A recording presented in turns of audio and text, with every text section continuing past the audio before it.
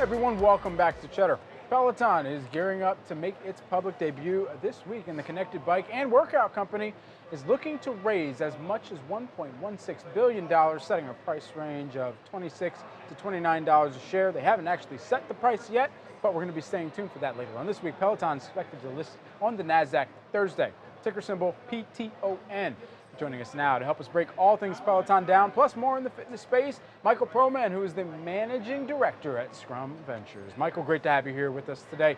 What does the Peloton IPO mean for connected fitness, at-home fitness, this new disruptive space? Yeah, it's a great question. Home fitness in general has really just taken off. There's no question about it. And what's really driving that trend are three main things. Number one, the maturity of the wearables market, right? So this isn't your dad's wearable anymore. That market has really, really taken off. Looking at connected devices too, things like Tonal, things like Swift, things like Hydro, right? These are mainstream products these days, and there's a reason why this marketplace is supposed to be a $14 billion industry in the next 5 years. The other couple aspects of this, number one is the connectivity, right? You have virtual trainers and coaches coming from all different places around the world now. You don't have to go to the gym anymore to get a quality workout and engagement. My former employer, the National Basketball Association, actually just took an equity stake in a company called Home Court, right? They're kind of the gold standard for coaching and efficacy in basketball. But that really what that shows is that you can connect not just at quality, but at scale. And then the last piece, and probably the most obvious here, is the whole notion of time management, right? We're all juggling in wind tunnels these days, just trying to get through the day and do it well. Go ask a millennial, especially one that has young kids, how easy it is to break away and go to the gym. If you want to get a quality 45-minute workout in and it takes 45 minutes to get to a gym and back, forget about it, right? This is really about more of a need these days than a want, and it's about really prioritizing health and wellness for a lot of folks at $20 or $30 a month.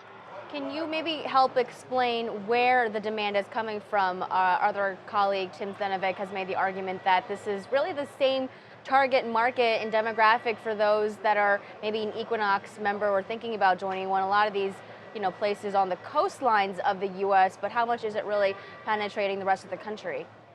Well, I live right here in the Midwest, right in Minneapolis, and I can tell you the weather sucks 6 months of the year. And for me to not have to drive to a gym in the dead of winter and roll out of bed and be able to get on a bike or on a treadmill within 5 minutes of my bedroom, that's a pretty compelling proposition.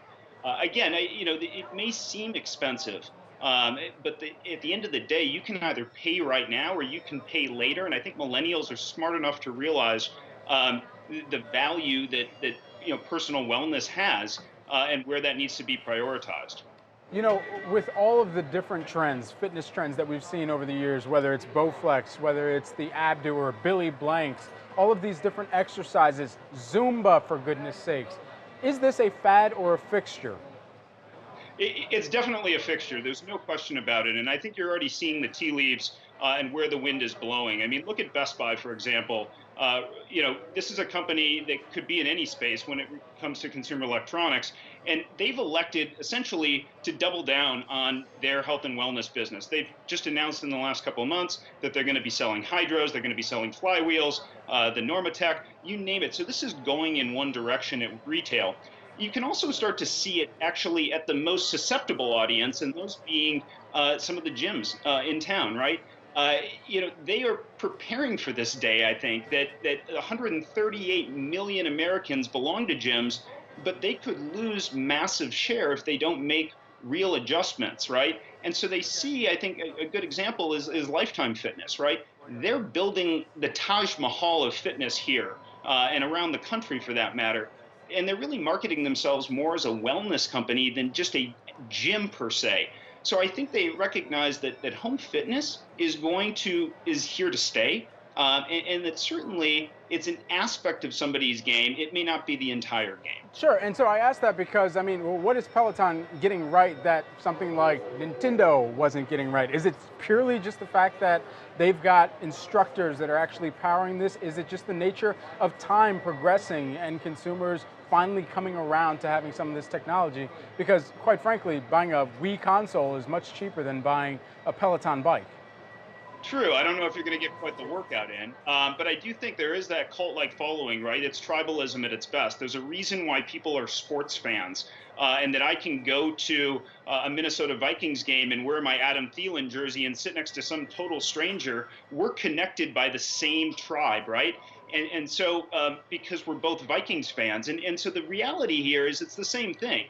They've just taken that concept into your house and made you feel like you're part of a community, and they do a really nice job of it. I'm glad you brought that up because I wanted to sort of ask about just why you feel like it's become almost so cultish, right? We talked a lot when SoulCycle first came around that people would just live and breathe SoulCycle. I mean, you have certain types out there that you would say, oh, that's a SoulCycle person or a CrossFit person, and now it's almost like a status symbol if you've been able to also afford one of these things.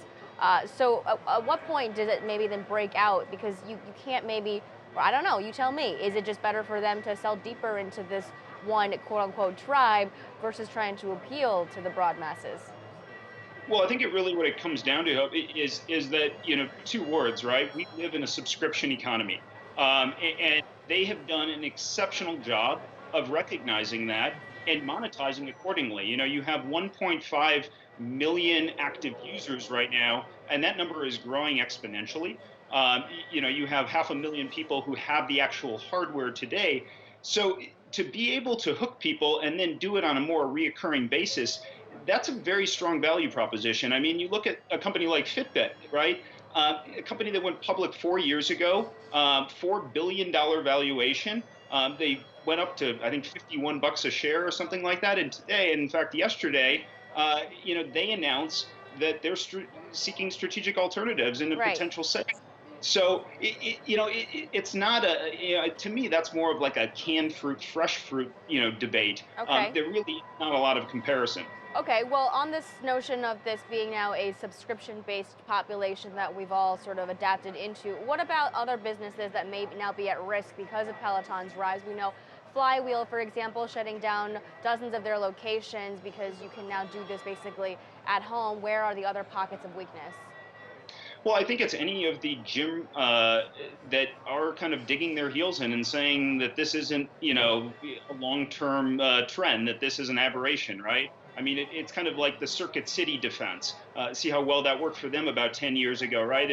This is just going to pass. The reality here is, I think the gyms that are starting to recognize the fact that the gym is not necessarily your exclusive outlet to burn calories are going to be the ones that survive. The ones that, essentially look at this and say, you know what? We're still going to do our business. I don't give them much hope. I mean, to me, it's kind of like the mall debate, right? I mean, it's very analogous, is that the mall isn't going away. It's just evolving. And I think that's what's going on right now with a lot of these gyms. Yeah, and don't forget, Amazon now getting more into healthcare, and Google and all these fitness, devices that are connected. Amazon saying that they're going to have these AirPod basically things. Michael, it was great to chat with you today, and we'll have you back for more of these chats as well. Michael Proman is Managing Director over at Scrum Ventures. Thanks so much.